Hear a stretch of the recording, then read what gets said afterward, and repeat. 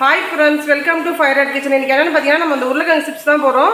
இது நல்லா சீவனில் போட்டு நல்லா சீவிட்டு தண்ணியில் போட்டு ஒரு அலசிட்டு ஒரு காட்டன் துணியில் தொடச்சி எடுத்து வச்சிட்டோம். எடுத்து வச்சதுக்கப்புறம் பார்த்தீங்கன்னா எண்ணெய் காய்ச்சதுக்கப்புறம் பார்த்தீங்கன்னா இந்த டைரெக்டாக அப்படியே உருளைக்கிழங்கு நம்ம சீவி வச்சுருக்கோம் இல்லையா, அது போட்டுடலாம். இதில் பார்த்தீங்கன்னா ஒரு அரை ஸ்பூன் உப்பு சால்ட்டு போட்டு கொஞ்சமாக மஞ்சள் பொடி போட்டு கரைச்சி வச்சுருக்கேன். இது லேசாக ஒரு அரை டீஸ்பூன் ஊற்றினா மட்டும் போதும்.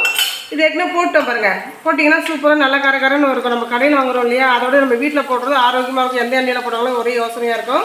இப்போ பாருங்கள், நான் போட்டு எடுத்துட்டேன் பாருங்கள், எவ்வளோ சூப்பராக இருக்கும். நல்லா கரகரன்னு பார்த்தீங்களா, எவ்வளோ சவுண்ட் வருது பார்த்தீங்களா. இதுக்கு பார்த்தீங்கன்னா மணத்தக்காளி கீரை ஒன்று பண்ணியிருக்கேன். பீட்ரூட் பொரியல் துருவுண்டு. அதுக்கு வந்து இந்த சிப்ஸ் ரொம்ப நல்லாயிருக்கும் சொல்லிட்டு வீட்டிலே பண்ணிட்டோம். இது கிட்டத்தட்ட நம்ம ஒரு 4-5 உருளைக்கிழங்கு வீட்டில் இருந்து தான் எடுத்து போட்டு பண்ணியிருக்கேன்.